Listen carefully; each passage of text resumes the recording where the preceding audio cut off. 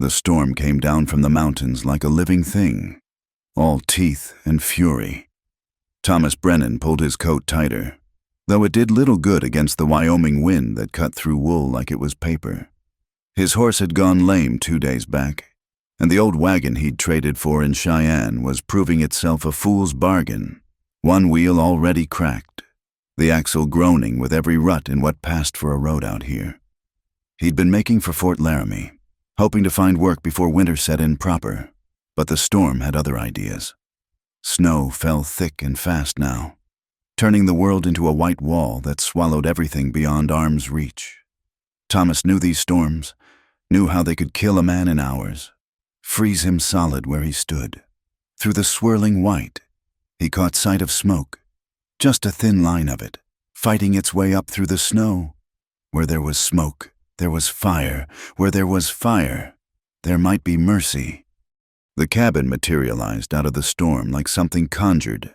Solid log construction, built to last, with real glass windows that glowed orange from the light within. A barn stood off to one side, and what looked like a smokehouse. This wasn't some trapper's shack or abandoned claim. Someone lived here, and lived well. Thomas tied his mule under the barn's overhang and made his way to the door, boots crunching through fresh snow. He knocked, loud enough to be heard over the wind. The door opened a crack, and the barrel of a Spencer rifle poked through. "State your business." A woman's voice, steady as iron. "Ma'am, I'm just looking for shelter from the storm.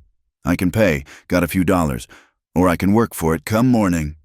The door opened wider. The woman holding the rifle was maybe 40, with streaks of gray in her dark hair and eyes that had seen too much. She studied him like she was reading his soul. "You alone?" "Yes, ma'am. Just me and a mule that's about as tired as I am." She stepped back, lowering the rifle but keeping it ready. "Come in then, but move slow." Thomas stepped inside, and the warmth hit him like a blessing. The cabin was larger than it looked from outside, with a main room that served as kitchen, dining, and living space. A fire crackled in a stone fireplace that took up most of one wall. The smell of stew and fresh bread made his stomach clench. He'd been living on hardtack and jerky for a week. 2 other women sat at a rough wooden table. One was younger, maybe 30, with auburn hair and hands that showed the calluses of hard work. The other was older, perhaps 50, thin and sharp-eyed, saying nothing but missing nothing. "This is June," the woman with the rifle said, nodding to the auburn-haired one. "And that's Miriam. I'm Clara." Thomas removed his hat, snow falling from its brim. "Thomas Brennan. Ma'am, ladies, I'm grateful for the shelter." "Sit," Clara said, setting the rifle within easy reach against the wall. "June, get him some stew." "I can pay," Thomas started. "We'll discuss payment later." Clara cut him off. "No man pays for food in a storm like this. That's not how we do things." June ladled stew into a bowl, thick with meat and vegetables, better than anything Thomas had eaten in months. He tried not to wolf it down, but hunger won over manners. The women watched him eat, saying nothing. "You're not from around here," June finally said. It wasn't a question. "No, ma'am, Ohio, originally. Been working my way west for a while now. Running from something or toward something?" This from Miriam, her first words since he'd arrived. Her voice was soft but carried weight. "Maybe both, maybe neither. Just looking for work and a place to be." Clara poured coffee from a pot on the stove. Real coffee, not the chicory stuff most folks made do with. "What kind of work?" "Whatever needs doing." "I've worked cattle, horses, farms. Did some mining in Colorado. Built fences, barns, houses. My hands are good for most anything. Except keeping a wagon in good repair. Apparently," June said with a slight smile. Thomas chuckled despite himself. "That wagon was a lost cause when I bought it. Man in Cheyenne saw me coming a mile away." The wind howled outside, rattling the windows. The fire popped, sending sparks up the chimney. For a moment, the only sounds were the storm and the settling of logs in the fire. You can sleep in the barn, Clara said finally. There's hay in the loft, and it's warm enough with the animals. Come morning, we'll see about that work you mentioned. I'm grateful, ma'am. Don't be grateful yet, June said, something unreadable in her voice. Morning comes early here. Miriam stood, moving to a shelf and pulling down blankets. These'll keep you warm. There's a lantern by the door. Take it. And Mr. Brennan. Ma'am, don't wander. Storm or no storm, this land can be unforgiving to strangers who poke around where they shouldn't. There was weight to her words that made Thomas nod slowly. Yes, ma'am, I understand. Clara stood as well, and suddenly Thomas realized how the three women positioned themselves. Practiced, careful, like they'd done this dance before. One more thing, Mr. Brennan. We've been here near 10 years, the three of us. Buried our husbands within 6 months of each other. War, fever, and a logging accident. We've kept this place running, kept it safe, kept it ours. I'm not looking for trouble, ma'am. Good, because we've had our fill of men who thought 3 widows would be easy pickings. They learned different. The way she said it, calm and matter of fact, made the hair on Thomas's neck stand up. These weren't helpless women. They were survivors. I'll be in the barn, he said, gathering the blankets. Thank you for the food and the shelter. As he opened the door, the wind tried to tear it from his hands. Snow swirled in, and for a moment the warm room felt like the only safe place in a world gone white and wild. Mr. Brennan, Clara called. He turned back. You asked about work. Question is, are you strong enough for 3 widows? Because that's what you'd be signing on for. 3 women who've learned to do without men, but could use an extra pair of hands if those hands know their place. Thomas met her eyes. Ma'am, I've learned that strength isn't always about muscle. Sometimes it's about showing up and doing what needs doing. We'll see, was all she said. The barn was warm as promised, smelling of hay and horses and the good smell of animals well cared for. Thomas climbed to the loft, made himself a nest in the hay, and wrapped up in the blankets. Through the cracks in the walls, he could see the cabin's windows glowing against the storm. 3 widows, 10 years on their own, and something in their eyes that spoke of stories untold, dangers faced, battles won. Thomas had stumbled into something here, something more than just shelter from a storm. As sleep took him, his last thought was of Clara's question. Was he strong enough for 3 widows? Come morning, he supposed he'd find out. Morning came with the sound of a rifle shot. Thomas jerked awake, hay sticking to his hair, his hand reaching for a gun that wasn't there. Through the loft window, he saw Clara standing in the snow, the Spencer rifle smoking in her hands. A dead rabbit lay 20 yards out. Coffee's on, she called up to him, as casual as if she'd been picking flowers. Breakfast in 10 minutes. He climbed down, muscles stiff from the cold and the hard night. The storm had passed, leaving the world buried under 2 feet of fresh snow that sparkled in the early sun. The cabin looked different in daylight, solid, well-maintained, with additions that spoke of years of careful building. Inside, the warmth hit him again, along with the smell of bacon and biscuits. June was at the stove, sleeves rolled up, moving with the efficiency of long practice. Miriam sat at the table, mending what looked like harness leather, her fingers quick and sure despite their age. Wash up, Clara said, pointing to a basin. Then sit. They ate in relative silence, but Thomas felt their eyes on him, measuring. When the last biscuit was gone and the coffee pot empty, Clara leaned back in her chair. Time we talked plain. Mr. Brennan, you asked about work. We've got work. But before we go further, you need to understand what you'd be getting into. June poured more coffee, her movements deliberate. 10 years ago, we were 3 married women living within 5 miles of each other. My Samuel died at Antietam. Clara's Benjamin took fever the next winter. Miriam's Jacob. Tree fell wrong, Miriam said quietly. He pushed another man clear but couldn't save himself. We each tried to work our places alone, Clara continued. But this land, It's too hard for one person, man or woman. So we joined up, pooled our resources, built this place up together. Thomas nodded, understanding. Makes sense. Stronger together than apart. Exactly. But Mr. Brennan, 3 widows with property, with livestock, with a working farm. June's smile held no humor. We might as well have painted targets on our backs. First year, men came courting. Clara said, all proper and respectful. When we turned them down, they got less proper. When we still said no, some got downright improper. We learned to shoot, Miriam added, still working on the leather. Learned to watch each other's backs. Learned that being polite didn't mean being weak. Thomas felt the weight of their words. And now? Now most folks leave us be. But every winter, when supplies run low and work gets scarce, someone decides 3 widows must need a man's protection. Someone thinks we can't possibly handle this place ourselves. Last winter it was the Carlson brothers, June said. Came by offering to buy us out for 1/10 what the place is worth. When we declined, they started finding our fence lines cut, our cattle scattered. What happened to them? The 3 women exchanged glances. They decided to try their luck elsewhere, Clara said evenly. After we explained our position, with buckshot. Thomas couldn't help but grin. I imagine that was a persuasive argument. It was. Clara stood, walked to the window. But here's the thing.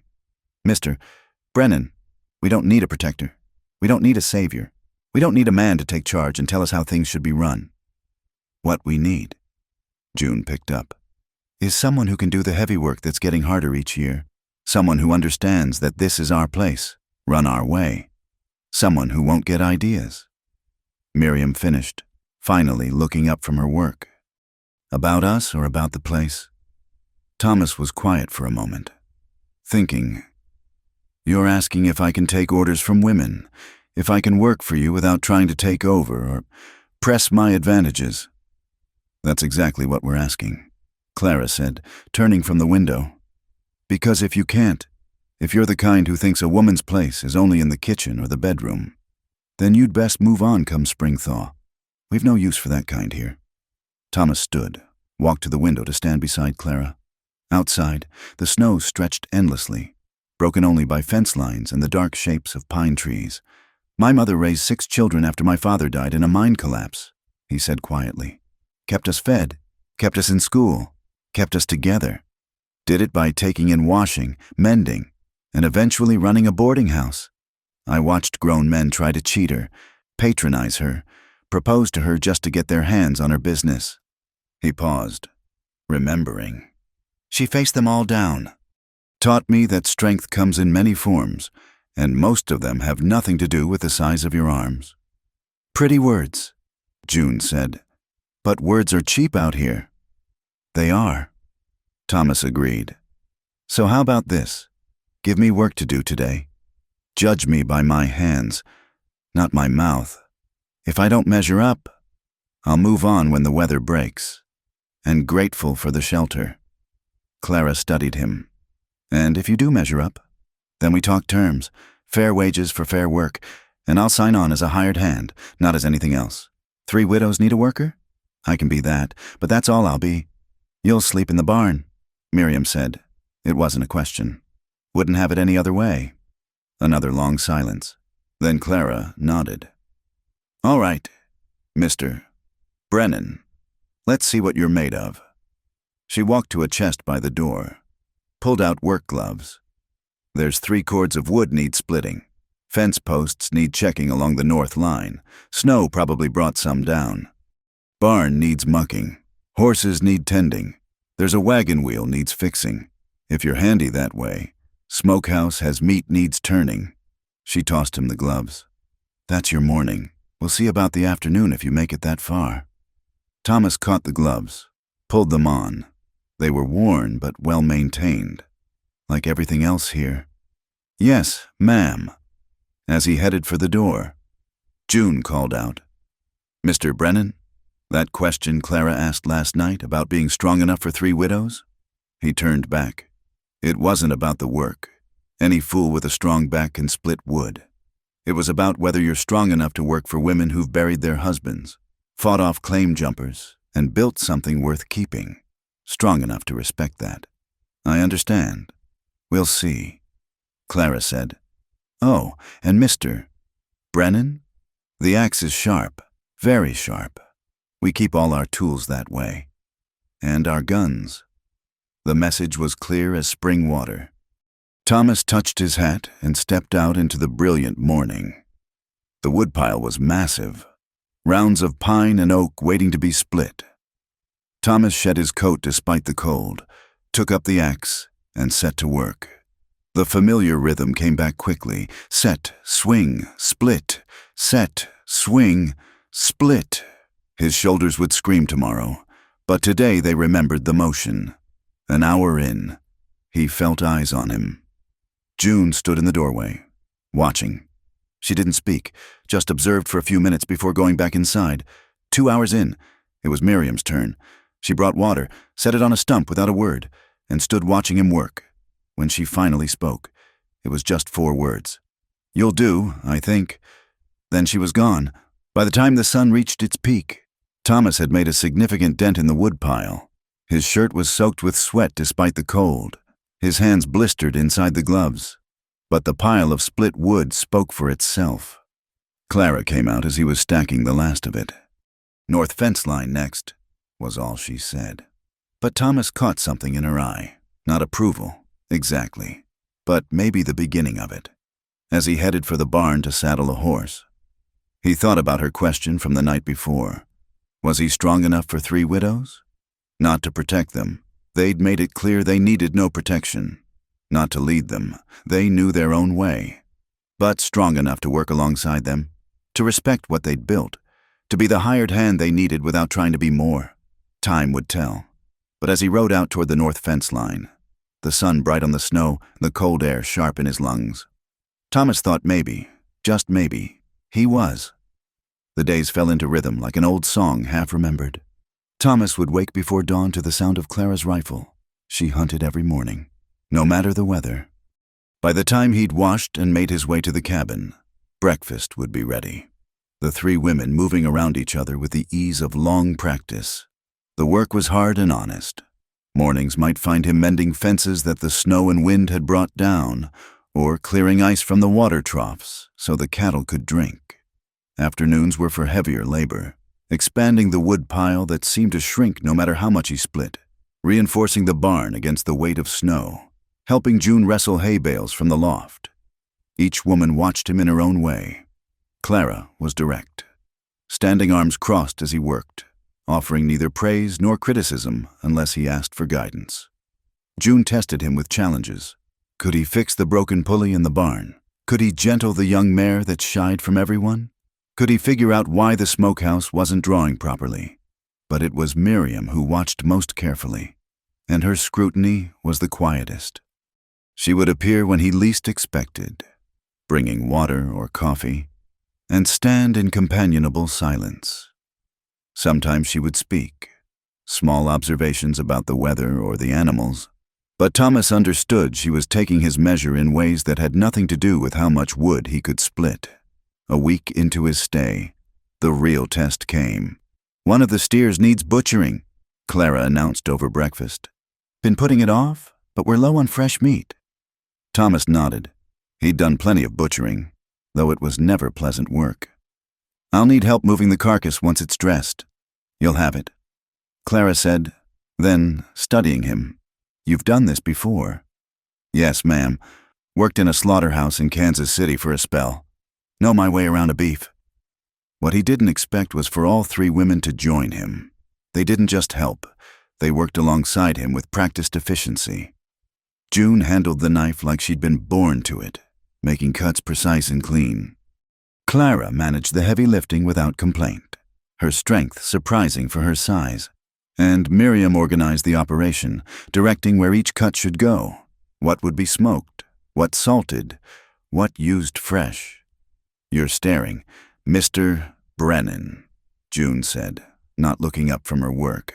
"Apologies, ma'am. Just, most women I've known wouldn't..." "Wouldn't what?" Clara's voice held a challenge. Wouldn't know how to feed themselves. Wouldn't dirty their hands with honest work. When you live out here, Miriam said quietly, you learn to do what needs doing. Squeamishness is a luxury we couldn't afford. They worked through the day, and by evening the steer was processed, meat hanging in the smokehouse, hide stretched for tanning. Nothing wasted. Thomas's respect for the three women had grown with each passing day, but watching them work, skilled, efficient, uncomplaining, something shifted in his understanding. That night, for the first time, they invited him to eat dinner in the cabin rather than taking his meal to the barn. Sit, Clara said, gesturing to a fourth chair that hadn't been there before. You've earned it. The stew was rich with fresh beef, vegetables from their root cellar, and herbs Thomas couldn't identify. Real bread, not the hardtack he'd grown accustomed to. The coffee was strong and black, the way he liked it. You did good work today, June offered, the closest thing to praise he'd heard from her. You all made it easy, Thomas replied. Never seen a butchering go so smooth. We've had practice, Clara said. A look passed between the three women, something Thomas couldn't quite read. Tell me, he said carefully. If it's not too forward to ask, how did you three come to be together? I mean, I know about your husbands, but the women exchanged glances again. It was Miriam who spoke first. After Jacob died, I tried to run our place alone. Made it through one winter, barely. Come spring, I was out of supplies, out of money, and out of hope. I was packing what little I had left when Clara showed up. I'd heard about the accident. Clara picked up the thread. Knew she'd be struggling. Benjamin had been gone 3 months by then, and I was learning just how hard this land could be. Thought maybe we could help each other. And June? June smiled, but it was edged with memory. I lasted longer, too stubborn to admit I needed help. It was actually Miriam who came for me, after she and Clara had joined forces. Found me half-starved, trying to bring in a harvest by myself. She was picking corn in a snowstorm, Miriam said. Fingers so cold she couldn't hold the ears, still trying to save a crop that was already lost. We brought her back here, Clara continued. Fed her, warmed her up, talked sense into her. Well, tried to. Took a week before she'd admit she couldn't make it alone. Pride's a funny thing, June said softly. Sometimes it keeps you standing. Sometimes it just keeps you from seeing you're about to fall. They were quiet for a moment, remembering. We pooled everything, Clara said finally. Money, tools, livestock, knowledge. This was Benjamin's place originally. Biggest of the three. Best water. We sold June's land to the Martins, kept Miriam's as grazing pasture, put everything into making this place work. And it has worked, Miriam added. Better than any of us managed alone. Must have been hard. Thomas said, 3 women, 3 different ways of doing things. June laughed, the first genuine laugh he'd heard from her. Hard. That first year, we fought like cats. Clara wanted to run cattle. I thought horses were the answer. Miriam insisted on more crops. So we did all 3, Clara said. Turns out we were all right, in a way. Diversifying kept us afloat when cattle prices dropped, when the horse market went soft, when drought killed half the crops. We learned, Miriam said simply. Learned each other's strengths. Learned to bend without breaking. Learned that 3 heads really are better than 1, even when those heads are arguing. Thomas pushed his empty bowl away, satisfied in more ways than one. And the men who've come calling, the ones who thought you needed protection, the warmth in the room cooled a degree. First year was the worst. Clara said, men who knew our husbands thought they were doing us a favor. When we turned them down polite, some took it personal. Tom Morrison was the worst, June said, her voice flat. Decided if we wouldn't marry him willing. Maybe we'd change our minds if things got difficult.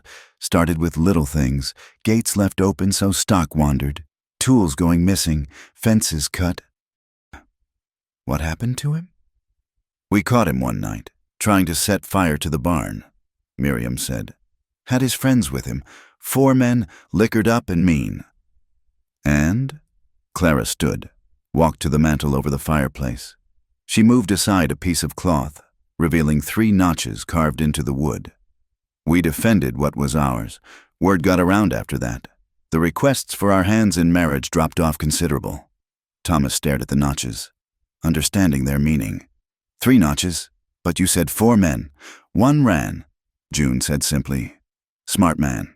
He spread the word about what happened to the others. Did us a favor, really. Since then, Clara continued, covering the notches again. We've had mostly peace. A few try each winter, like I said. But nothing like that first year. Nothing we couldn't handle, Miriam added.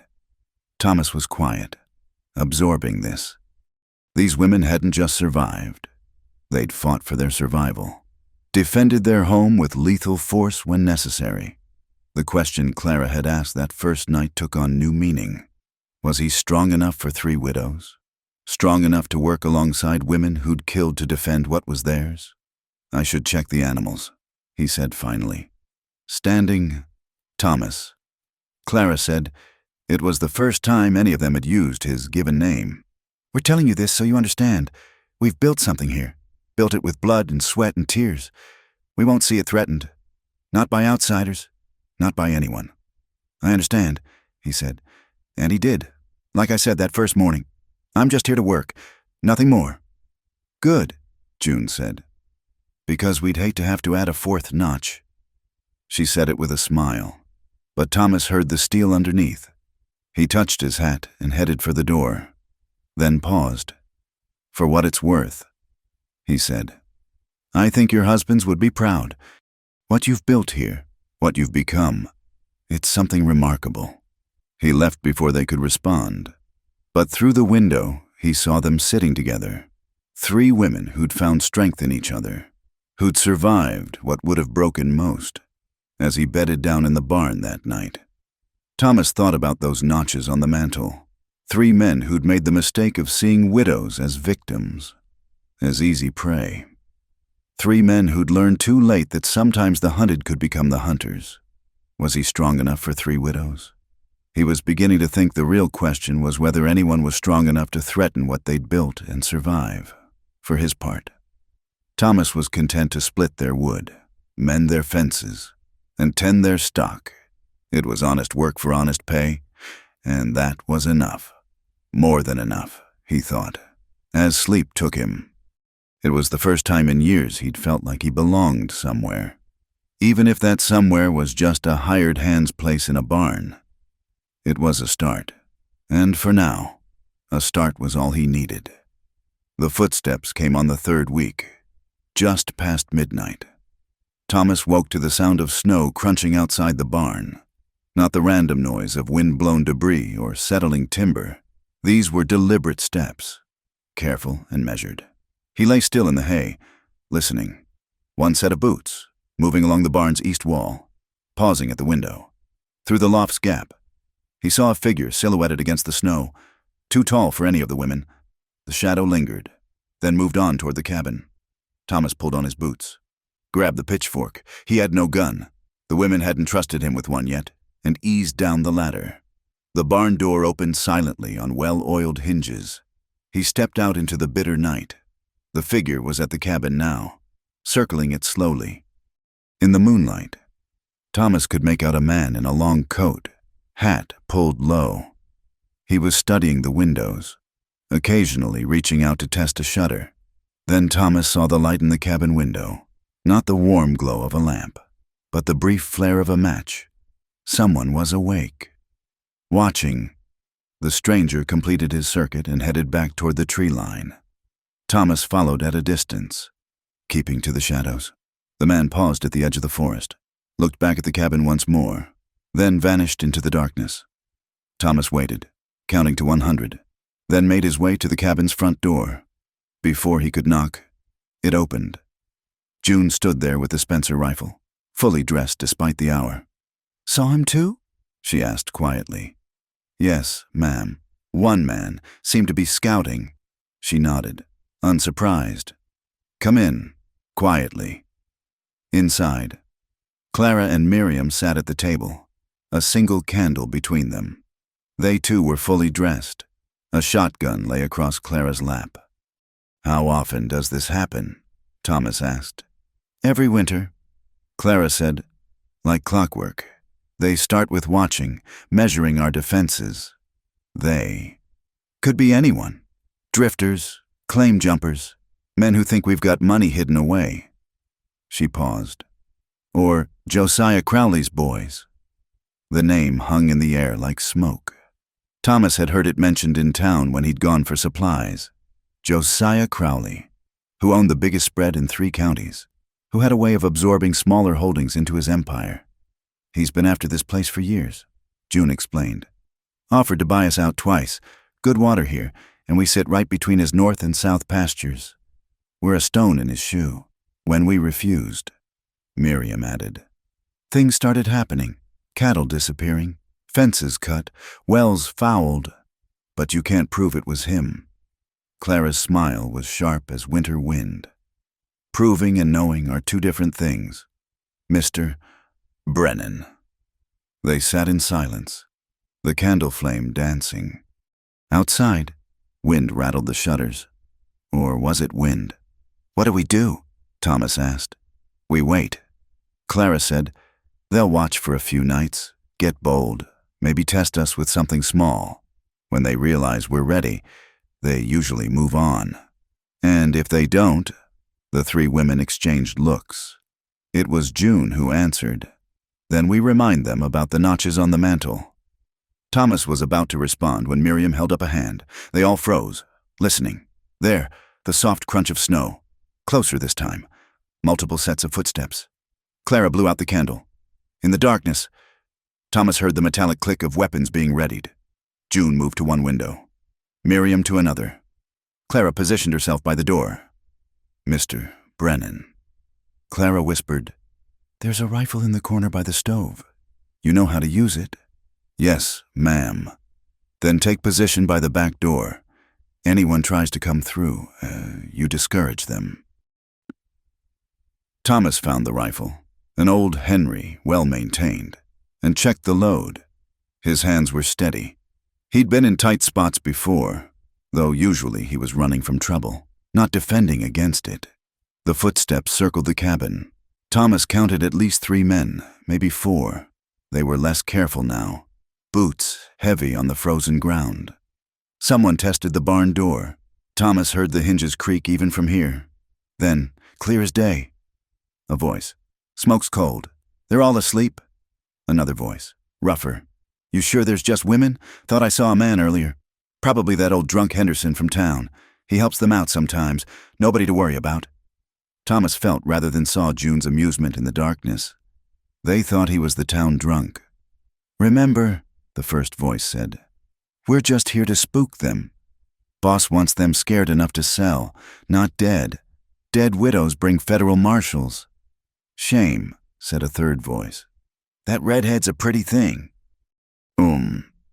June's rifle barrel clicked against the window frame. Just once. A warning, maybe, or a promise.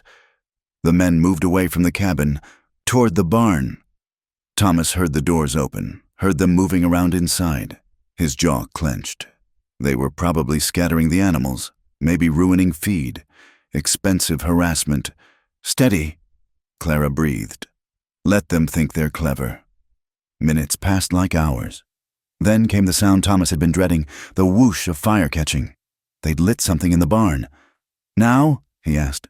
"Now," Clara agreed. She yanked open the front door and fired the shotgun into the air. The boom echoed across the valley like thunder. "That's close enough, boys!" Shouts from the barn. The men came tumbling out, one carrying a torch. In the moonlight, Thomas could see them clearly, 4 men, rough-dressed, faces covered with bandanas. June's rifle cracked. The torch went spinning from the man's hand into a snowbank, hissing as it died. "The next one goes in your belly," she called. The men hesitated, caught in the open between barn and forest. One reached for a pistol. Miriam's shotgun roared. Snow kicked up at the man's feet. He froze, hand hovering over his weapon. "I'd think careful about that," Miriam said, her quiet voice carrying surprising authority. "We've got you covered from 3 angles. Maybe 4. Is that you in the loft? Mr. Henderson. Thomas almost smiled. Quick thinking. He shifted the rifle barrel, making sure it caught the moonlight where the men could see it. Ladies, one of the men called, trying for reasonable. No need for shooting. We're just checking on things, making sure you're all right out here alone. Clara's second barrel cut him off. Blast taking bark off a tree inches from his head. Do we look like we need checking on? Message received. The man said quickly. We're going. You are. Clara agreed. But first, you tell Josiah Crowley something for us. You tell him we know these were his men. You tell him the next time someone comes sneaking around our place at night, we won't be firing warning shots. Don't know any Crowley. June's rifle cracked again. The man's hat went flying. You tell him. Clara continued as if nothing had happened. That we've kept every letter he sent, every offer he made, got them locked up safe in town. Anything happens to us, anything at all, those papers go straight to the territorial governor, man who's been looking for an excuse to break up the big spreads.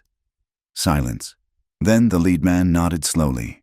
I'll pass that along, to whoever might need to hear it. You do that? Now get. They got. 4 men stumbling through the snow, dignity forgotten in their haste to reach the tree line. The women held their positions until the sounds faded into nothing. Only then did Clara lower her shotgun. Mr. Brennan, check the barn. See what damage they did. Thomas found minimal harm. Some hay scattered. A stall door kicked in. A small charred patch where they'd tried to start a fire but hadn't given it time to catch. The animals were spooked but unharmed. Could have been worse, he reported back. Usually's the first visit. June said. She was making coffee. Calm as if armed confrontations were routine. Maybe they were. They test our resolve, see if we'll panic. Did we pass? We'll know by whether they come back. Clara said she was reloading the shotgun, movements automatic. Sometimes once is enough, sometimes they need more convincing. Those notches on the mantel. Thomas said slowly. Those weren't from the Morrison incident. Were they? The 3 women looked at him. It was Miriam who answered. Tom Morrison and his boys. That was summer, the notches. Those are from 3 different winters. 3 different men who wouldn't take no for an answer. Crowley's men. One was. The other 2 were just drifters who thought they'd found easy pickings. Clara's voice was flat. They were wrong. Thomas absorbed this. 3 winters, 3 deaths, 3 women who'd done what they had to do to survive. Why not involve the law? June laughed. Bitter. Nearest sheriff is 2 days' ride. Takes a week to get here. If he comes at all.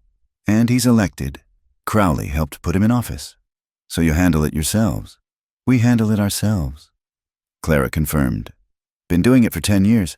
Plan to keep doing it for 10 more, God willing. They sat around the table as dawn approached, drinking coffee and watching the shadows retreat. No one spoke of sleep. They all knew the men might return. Mr. Brennan, Clara said finally, this is what you signed on for. Not just splitting wood and mending fences, but this too, standing watch, being ready, fighting if it comes to that. If that's not something you can do, it's something I can do, Thomas said quietly. Question is whether you trust me to do it. I noticed you didn't give me a gun until tonight.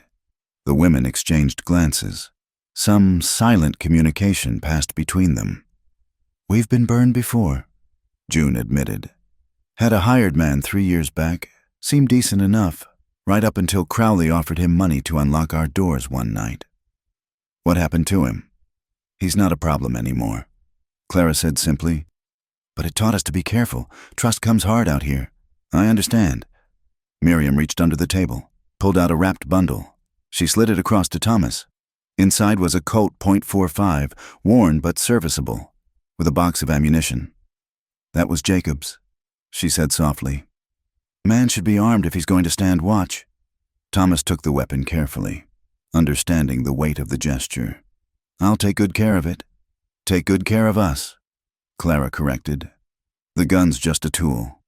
The sun broke the horizon, painting the snow pink and gold. Another night survived. Another test passed.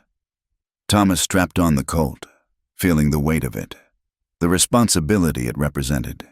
"They'll be back," he said. It wasn't a question. "They always come back," June confirmed, "until they learn better, one way or another."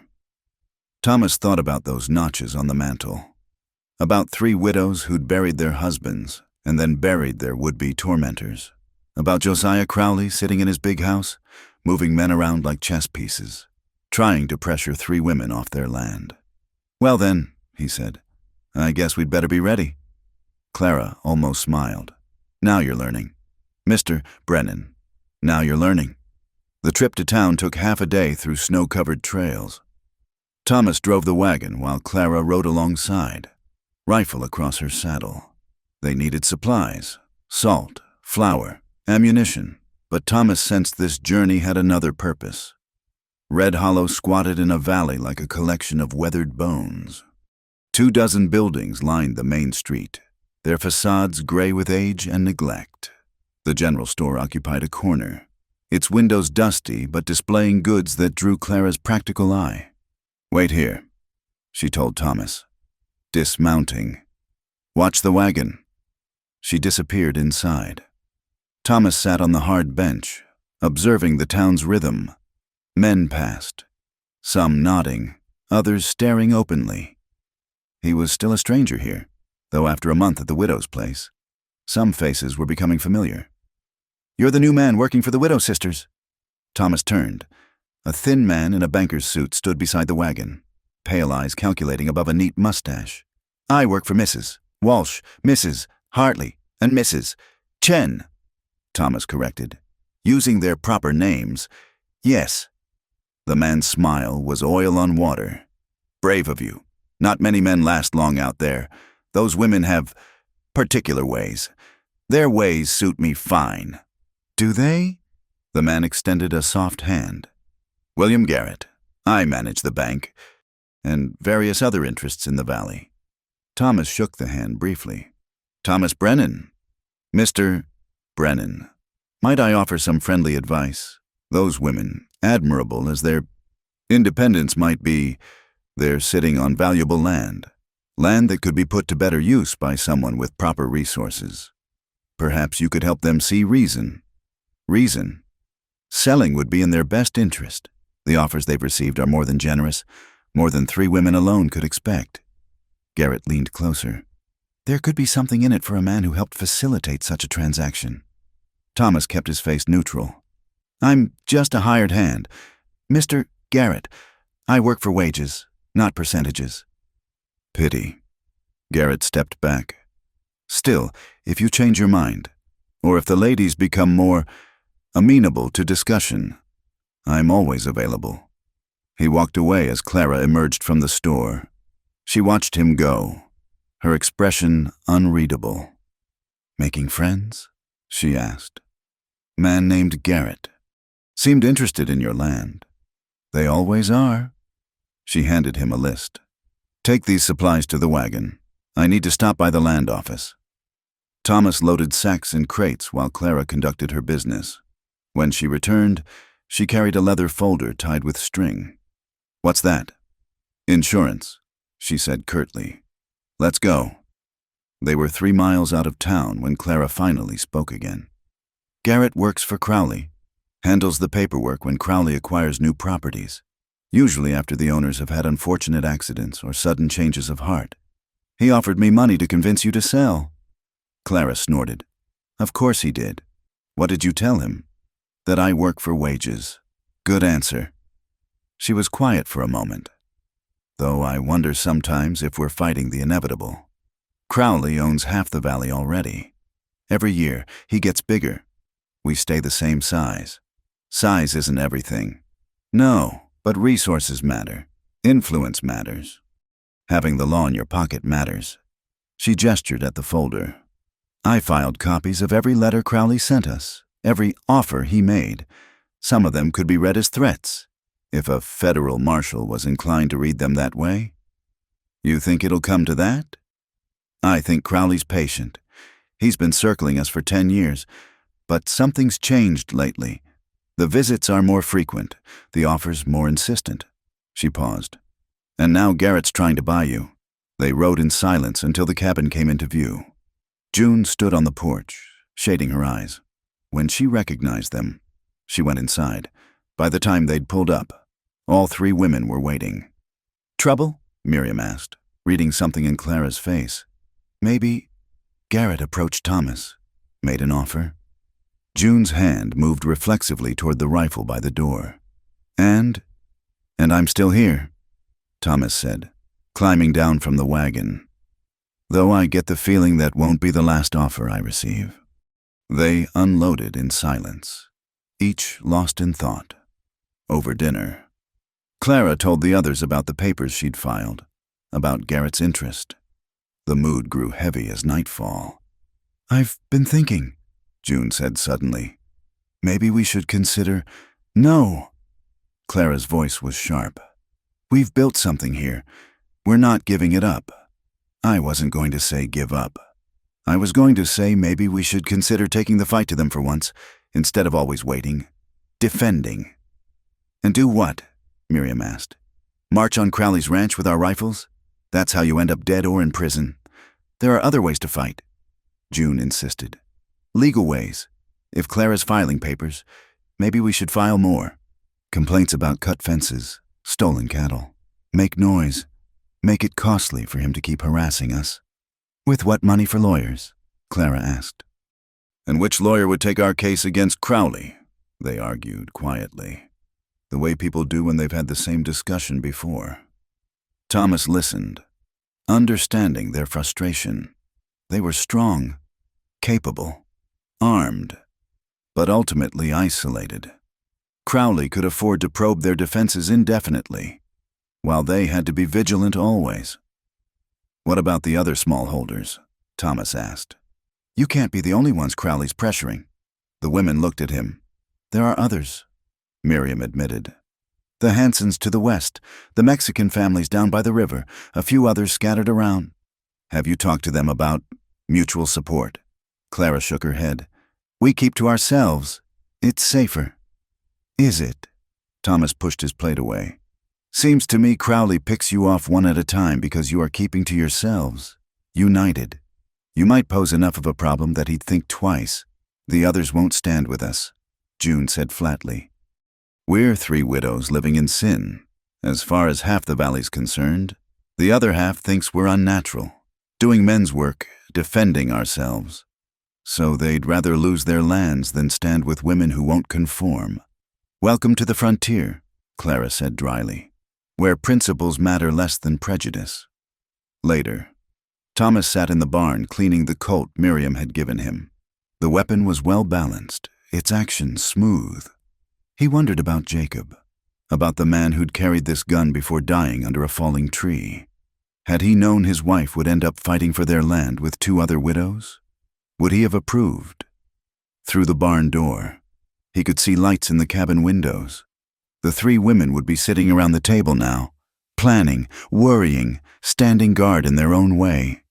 They'd been doing it for 10 years. How many more years could they last? He thought about Garrett's offer. How easy it would be to whisper poison in their ears, to undermine their confidence, to suggest that selling was the wise choice.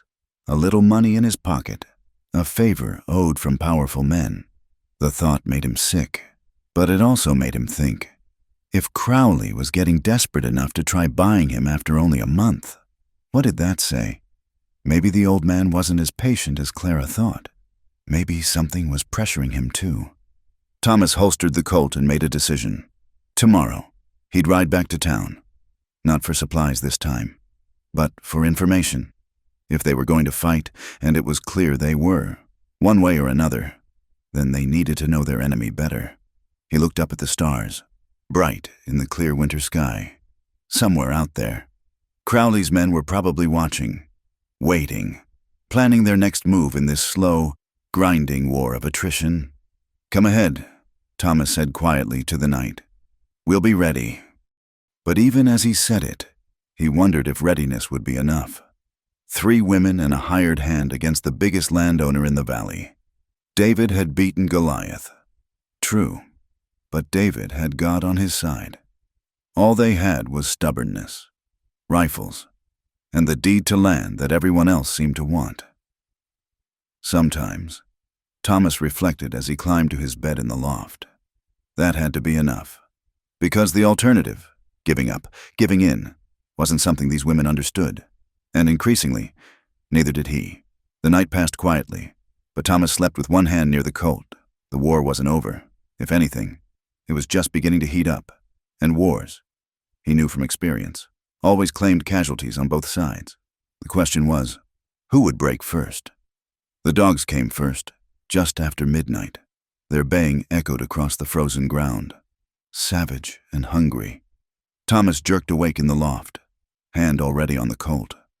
Through the barn walls, he could see orange light dancing, torches, moving fast toward the property. He was down the ladder and running before the first shot rang out. Clara's rifle, from the cabin's upper window. A man screamed, torch spinning into the snow. But there were more. Too many more. Thomas burst through the barn doors to chaos. Riders circled the cabin, firing into the air, whooping like Indians. But these weren't natives. These were white men playing at savagery, using terror as a weapon. The barn exploded into flame behind him. They'd thrown oil and torches through the back wall while he'd run out the front. The horses screamed, trapped in their stalls. No choice. Thomas ran back into the inferno, eyes streaming, lungs burning. He threw open stall doors, slapped flanks, drove the terrified animals out into the night. Smoke blinded him. Heat seared his skin. A beam crashed down, showering sparks. He rolled aside, kept moving. When he stumbled out, half the barn was engulfed, but the horses were safe, scattering into the darkness. Small mercy.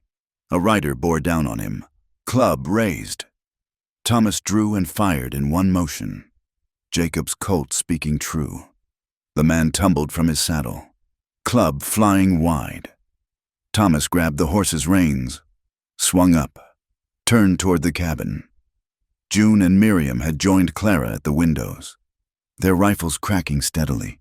Bodies lay in the snow. 2, maybe 3, but the attackers kept coming. And now Thomas could see why. These weren't Crowley's usual men. These were hired guns, professionals who knew their business. One group was trying to set the smokehouse alight. Another worked at the chicken coop. Systematic destruction, designed to starve them out, even if they survived the night. Thomas charged the smokehouse group, firing as he rode. They scattered, but not before tossing their torches. The building caught. Dried meat and months of work, going up in smoke. The well! Clara's voice carried over the gunfire. They're at the well!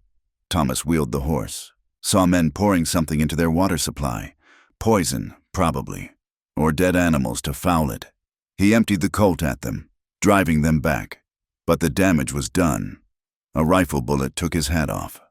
Another creased the horse's flank, sending it into a terrified dance.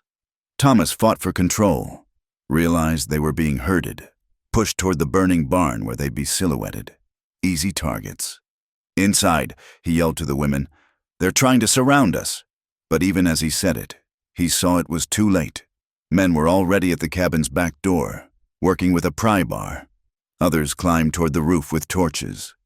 June appeared in the doorway, shotgun in hand. The blast took the pry bar man full in the chest, sending him flying. But there were 2 more behind him, and June couldn't reload fast enough. They rushed her.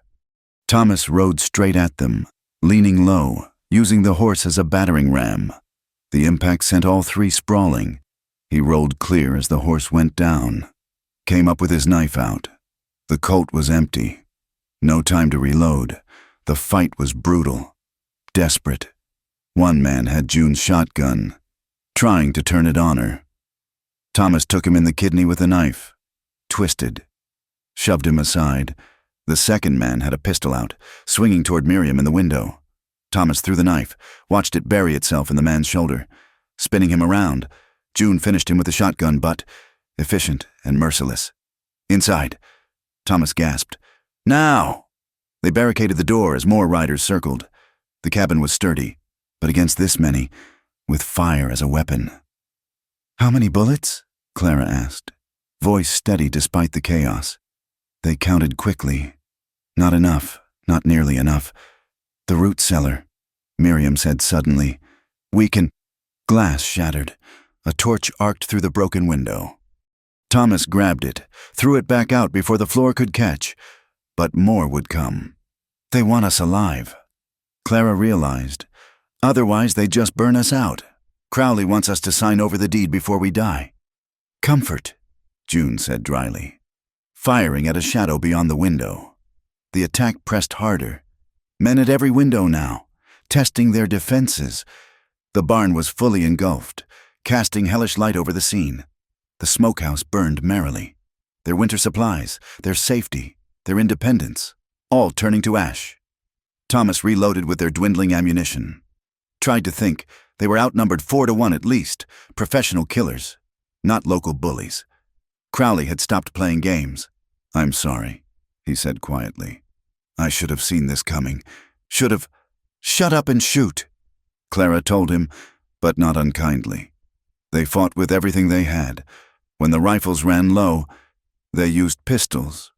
When pistols emptied, they had knives, clubs, anything that could hurt a man trying to force his way inside. The women fought like demons, giving no quarter, asking none. But there were too many. The front door splintered under repeated axe blows. Thomas and June held the barricade, firing through gaps, making every bullet count. But inch by inch, the door gave way. Clara! Miriam's warning came too late. Men had made it onto the roof, were breaking through. Clara turned, fired upward through the ceiling. Screams and the sound of bodies rolling off wooden shingles. But in turning, she'd left her window unguarded. A rifle cracked outside. Clara spun, clutching her shoulder, blood spreading dark across her dress. No! June abandoned her position, caught Clara as she fell. The front door burst open. Thomas stood alone in the breach, empty gun in one hand, broken chair leg in the other. The first man through ate the chair leg across the face, went down hard. The second got the empty Colt across his temple, but the third had a shotgun, and Thomas had nowhere to go. Enough. The voice cracked like a whip. Everything stopped. Men froze mid-motion, weapons half raised. Through the smoke and chaos, a figure emerged, tall, silver-haired, wearing a coat that cost more than most men saw in a year. Josiah Crowley himself. Well, he said, surveying the carnage. This has been unnecessarily messy. He stepped over bodies like they were furniture, entered the cabin as if he owned it, which, Thomas supposed, he intended to, Mrs. Walsh. Crowley tipped his hat to Clara, who lay pale but conscious in June's arms. You're hurt. Unfortunate. I did specify minimal casualties. Go to hell, Clara whispered. Eventually, no doubt, but first, business. He produced papers from his coat. Sign these. Transfer the deed. You'll be escorted safely to town. Given enough money to start over somewhere else. Refuse. He shrugged eloquently at the burning buildings, the armed men, the blood already spilled. We'll die first. June spat. Yes, Crowley agreed pleasantly. You will, and Mr. Brennan. Thomas supplied, still holding the breech though men with guns surrounded him. Mr. Brennan will die quite slowly. I think, as an example to others who might interfere in affairs that don't concern them. Crowley smiled. I'm a patient man, but my patience has limits. 10 years I've waited, no more. Why? Miriam asked quietly. Why does it matter so much? You have half the valley. Because Mrs. Chen. I intend to have all of it. Every acre, every stream, every blade of grass. An empire. From the mountains to the river. And you, he gestured dismissively. You're a pebble in my boot. An annoyance I've tolerated too long. He set the papers on the table.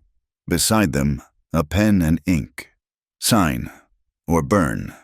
Choose quickly. I have other appointments tonight. Thomas saw it in their eyes. The defeat. 10 years of fighting, and it came down to this. Sign or die. No heroic last stand, no cavalry riding to rescue. Just cold reality. Clara struggled upright. June supporting her. She looked at the papers. At Crowley. At her home burning outside the windows. "Thomas," she said quietly. "In my dresser upstairs. Bottom drawer. There's something—" "Would you get it?" Crowley nodded to his men. "Who let Thomas pass?" He climbed the stairs, confused but obedient. In Clara's room. He found the drawer, pulled it open. Letters, dozens of them, but underneath, a small leather journal. And a badge. Deputy U.S. Marshal. Understanding hit like cold water. He grabbed both, was turning to go when he saw Clara's mirror. In it, reflected from the window. He could see riders approaching. Many riders, moving fast. He ran downstairs. "Company coming." Crowley frowned. Moved to the window. His face went very still. "Marshal Prescott," one of his men said unnecessarily, "with a full posse." They must have seen the fires. But Thomas, watching Clara's face, knew better. This was no accident. The trips to town, the papers filed, the leather folder, insurance. She'd called it? "You knew," he said quietly. Clara smiled through her pain. "I wrote him 2 weeks ago. After the first night visit, told him everything, the threats, the harassment, the bribes." She looked at Crowley. "Even told him about William Garrett trying to buy our hired hand. Federal crime, interfering with a witness." "Witness to what?" Crowley demanded. "To whatever you were planning tonight," June answered, "which appears to be arson, attempted murder, and conspiracy to commit fraud." The marshal's posse surrounded the burning property. A voice called out, "This is Deputy U.S. Marshal John Prescott. Everyone out. Weapons down." Crowley's men looked to their boss. He stood frozen, calculating. The papers on the table, Clara's blood on the floor, the burning buildings. No way to explain it all away. "You clever bitch," he said finally, almost admiringly. "We've had 10 years to learn," Miriam said simply. "Did you think we'd just wait forever for you to destroy us?" Crowley straightened his coat. "This isn't over." "Yes," Clara said firmly. "It is." He left with dignity intact, walking out to face the marshal like he was taking an evening stroll. His men followed. Weapons dropped, hands raised. They knew the game was up. Marshal Prescott was a small, neat man who looked like an accountant, but had eyes that missed nothing. He took in the scene, the injured woman, the burned buildings, the bodies in the yard. "Mrs. Walsh," he said, "your letter was very detailed. I believe we have enough here to keep Mr. Crowley busy with federal charges for quite some time. Thank you for coming." Clara said, then, quieter, "Benjamin's badge. I kept it. Hope that's not a problem." Prescott's face softened. Ben was a good man, a good deputy. I wondered why his widow was so knowledgeable about federal law in her letters. He looked around. "You've built something worth protecting here, all of you." As dawn broke over the smoking ruins of their barn and smokehouse, as Crowley and his men were led away in chains, as neighbors began arriving to help fight the fires, Thomas understood. 3 widows. They'd won not through violence alone, not through stubbornness alone, but through intelligence, through planning, through understanding that sometimes the pen truly was mightier than the sword, or the rifle. "The barn's gone," he said to no one in particular. "We'll build another." June said firmly, "The well's fouled. We'll dig another." Miriam added, "Clara's hurt. I'll heal." Clara said. She was sitting up now, shoulder bandaged, color returning. "We've survived worse." Thomas looked at them. 3 women who'd just lost half their property, who'd been minutes from death, already planning to rebuild. "Are you strong enough for 3 widows?" Clara had asked that first night. Now he knew the answer. He wasn't, no one was, but maybe, just maybe, he was strong enough to stand beside them. And sometimes, that was enough. The morning after the fire, they stood in the ashes of what had been. The barn was a skeleton of blackened timbers. The smokehouse had collapsed entirely. But as neighbors arrived with lumber and tools, as women brought food and men brought muscle, Thomas saw something remarkable happen. The community that had kept its distance from 3 unconventional widows was finally stepping forward. Never like Crowley anyway, Ham Peterson muttered, hauling debris. Man thought he owned the whole valley. He nearly did. Thomas replied, "Yeah, well, takes some sand to stand up to him like you folks did. Respect that." It took a week for Clara to heal enough to travel. Doc Morrison, no relation to the Tom Morrison of violent memory, kept her fever down and the wound clean during that time. June and Miriam ran the place with quiet efficiency, and Thomas learned just how deep their planning went. The real documents were never here, Miriam explained one evening, showing him a false bottom in a kitchen drawer. "We kept copies. The originals have been in the bank in Laramie for 2 years. And Marshall Prescott. Clara wrote him every month for 3 years. June added, "Benjamin's old commander. He promised to come if we ever sent word through the federal office. You've been preparing for war all along. We've been preventing one." Clara corrected from her bed. "Difference matters." When she was well enough, they hitched up the wagon, all 4 of them, dressed in their best clothes, or what remained after the fire. The journey to Red Hollow took on the quality of pilgrimage. Word had spread. People lined the main street, watching them pass. Some with hostility, some with curiosity, but many with something approaching respect. The story had gotten out, how 3 widows and a hired man had faced down Josiah Crowley's army and won. Crowley's house sat at the town's edge like a monument to greed. 3 stories of imported timber and glass, surrounded by neat gardens that looked absurd in the rough landscape. Guards had once stood at the gate. Now it swung open, unmanned. They found him in his study, a room larger than their entire cabin. He sat behind a desk that could have served as a dining table. Looking older than his 60 years, house arrest had not been kind to Josiah Crowley. "Come to gloat?" he asked, not looking up from his papers. "Come to settle accounts?" Clara said. She was still pale, her arm in a sling, but her voice carried steel. "The federal prosecutors seem to think that's their job now." "We're not here about the law," June said. "We're here about the future." That got his attention. He looked up, eyes sharp despite his circumstances. "What future? I'm finished. You've won." "Have we?" Miriam asked quietly. "Your men burned our barn, poisoned our well, destroyed our winter supplies. Victory doesn't feed cattle or keep us warm." Crowley leaned back, a ghost of his old smile playing at his lips. "And you want, what, compensation, blood money, justice?" Thomas said. "From me?" Crowley laughed, short and bitter.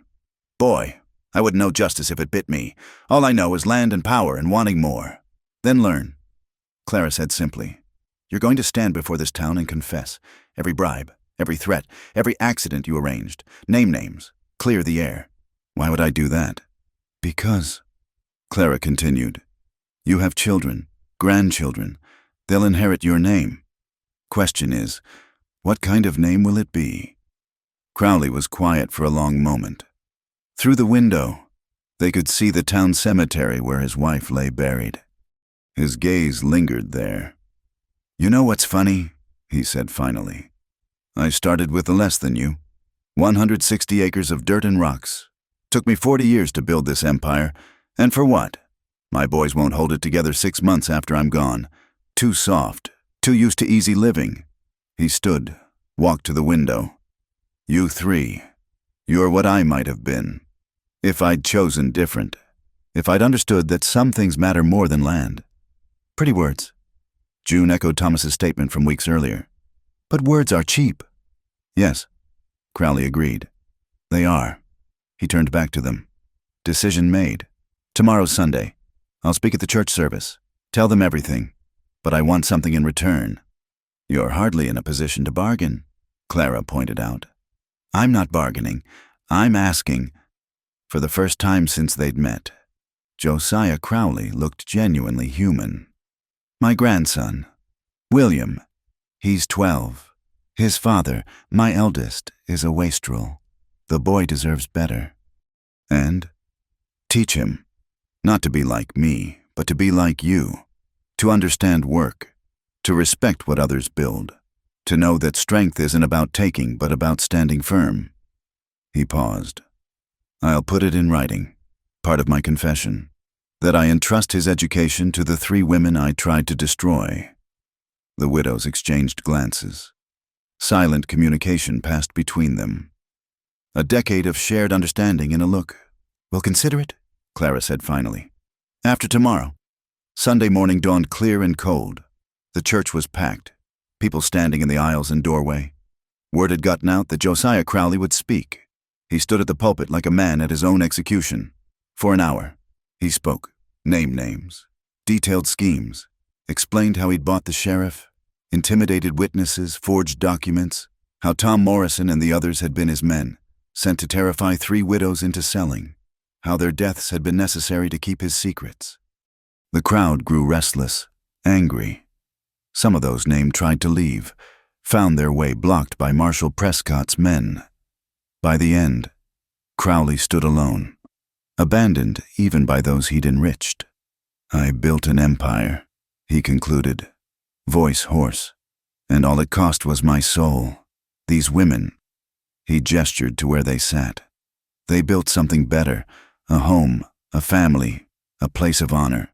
I tried to take it, and they defeated me not with guns, though they had those too, but with courage I couldn't break and bonds I couldn't buy. He stepped down, walked to where they waited. In full view of the town, Josiah Crowley knelt. I ask your forgiveness, he said simply, not for the law, but for my grandson, so he might know that his grandfather, at the end, understood what he'd done. Clara looked down at him for a long moment, then, wincing with her injured arm, she extended her good hand. Get up, Mr. Crowley. Your grandson can come next month, after we've rebuilt. He'll work like any hand. No special treatment. Thank you, he whispered. They left him there, walked out into the bright morning. The crowd parted before them, some nodding respect, others looking away. At the wagon, Thomas helped them up, then took the reins. That was kindness he didn't deserve, he said quietly. Kindness isn't for those who deserve it. Miriam replied, It's for us, so we don't become like him. Besides, June added with dark humor, making Crowley's grandson muck out stalls for a year is better revenge than any bullet. They rode home in companionable silence. The burned buildings were ugly scars on the land, but already Thomas could see the future. New barn, better than the old, new smokehouse, larger. The well could be redug, deeper and truer. We'll need more hands for the building, he said. I can't raise a barn alone. The Hansons offered to help. Clara said, and the Martinez family seems standing up to Crowley made us popular. Or at least respected, June corrected. I'll take respected over popular any day. As they crested the hill above their valley, Thomas pulled up the horses. Below them lay their land, scarred but unbroken, wounded but healing. Smoke still rose from the ruins, but it was the thin smoke of dying embers, not the thick smoke of active destruction. Was it worth it? He asked. The fight? The cost? Ask us in spring, Clara said. When the grass is green and the barn is built and that boy is learning what his grandfather never did. Ask us in 10 years, June added. When we're still here and Crowley's name is just a cautionary tale. Ask us when we're old. Miriam finished, and can say we never bent knee to anyone who tried to take what we built. Thomas clicked to the horses, and they rolled down toward home. Behind them, the sun climbed higher, burning away the morning frost. Ahead lay work, months of it, hard and honest and shared. But for the first time since he'd stumbled out of that blizzard, Thomas knew he was exactly where he belonged. Not as a protector, not as a savior, but as a partner in something worth building. The 3 widows had asked if he was strong enough. Now he understood the question had never been about strength at all. It had been about staying. And that he could do. Spring came slowly to the valley. melting snow revealing the scars of winter's war. But with the thaw came neighbors, wagons loaded with lumber, hands ready to work. The barn raising took 3 days, men and women laboring side by side under a warming sun. Thomas stood on the new roof, hammering shingles, watching the activity below. Clara directed operations despite her still healing shoulder. June managed the food, feeding dozens of volunteers. Miriam organized supplies with quiet efficiency. They moved like parts of a single organism, decade of practice in every gesture. "Never seen anything like it," Ham Peterson said, working beside him. "Usually takes a new widow about 6 months before the vultures start circling. These 3, they never gave anyone the chance." "They're remarkable," Thomas agreed. "You planning to stay on permanent?" The question hung in the air. Thomas had been hired for winter work. Spring meant moving on for most hands. But looking down at the controlled chaos below, he couldn't imagine leaving. "If they'll have me," Ham grinned. "Son, after what you all went through, I'd say you've earned your place." That evening, after the last wagon rolled away, the 4 of them stood in the new barn. It smelled of fresh pine and possibility, larger than the old one, with improvements Clara had sketched out during her recovery. "It's good work," June said, running her hand along a beam. "Better than before," Miriam added. "Sometimes destruction makes room for something stronger." Clara said nothing for a moment, then reached into her pocket. She pulled out 3 gold rings, worn thin with age. "We've been talking," she began. "The 3 of us, about the future, about what we've built and what we want to build." She held up the rings. "Our wedding bands. We've worn them 10 years, honoring the past, but maybe it's time to honor the present too." "What are you saying?" Thomas asked, though his heart already knew. "Stay," June said simply. "Not as hired hand, as partner, equal share in everything, the work, the profits, the decisions, the risks," Miriam added quietly. "There will always be those who resent what we are, who we are." Thomas looked at them. 3 women who'd taken him in from a blizzard, who'd tested him, trusted him, fought beside him, who'd shown him that family wasn't always about blood or traditional arrangements, but about choosing to stand together. "I need to know something first," he said. "That first night, Clara asked if I was strong enough for 3 widows." What did you really mean? The women exchanged those looks he'd grown to recognize. Entire conversations in a glance. "We meant," Clara said slowly, "were you strong enough to see us as we are? Not as women who need saving, not as opportunities for conquest, but as ourselves. Complicated, capable, sometimes difficult. Strong enough to be vulnerable," June added. "To let yourself need and be needed without seeing it as weakness. Strong enough to make a different kind of family," Miriam finished. "One the world might not understand or approve of." Thomas nodded slowly. "Then yes, I'll stay, if you'll have me." Clara smiled, the expression transforming her weathered face. "There's an abandoned cabin about a mile east. We own the land. Thought you might want your own space, but close enough for daily work. We could fix it up come summer. Or," Thomas said carefully, "we could add rooms here. Make 1 home instead of 2. The silence stretched. Then June laughed, rich and full. "Bold talk for a man who's been here 2 months. I'm a slow learner." Thomas admitted, "But I get there eventually." They talked late into the night. Planning, not romantic dreams, but practical matters. Crop rotations, livestock breeding, market prices. Yet underneath ran something deeper, an understanding that they were choosing each other, all of them, in whatever way made sense. The next morning brought unexpected visitors. A woman with 2 children, boy and girl, perhaps 8 and 10. Their clothes were clean but patched, their faces gaunt with the particular hunger that comes from pride refusing charity. "Mrs. Walsh?" the woman asked hesitantly. "I heard, that is, people in town said you might have work." "What kind of work?" Clara asked, though her eyes had already taken in the children's hollow cheeks. "Anything. I can cook, clean, sew. My husband died last winter. The bank took our farm. I've been doing washing in town, but it's not enough." She trailed off, defeat weighing down her shoulders. The three widows looked at each other. Another silent conversation. "Can you milk cows?" June asked. "Yes, ma'am." "Know anything about chickens?" From Miriam. "Raised them since I was younger than my Sarah here." Clara glanced at Thomas, including him in the decision. He nodded slightly. "The old foreman's cottage needs cleaning," Clara said. "Hasn't been used in years, but it's sound. You fix it up, it's yours rent-free. We pay fair wages for fair work.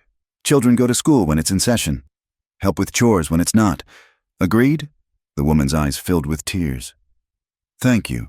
Thank you. I'm Martha Jennings. These are my children, Sarah and Paul. Welcome to the Triple Widow Ranch," June said with a wry smile. "Though I suppose we need a new name now."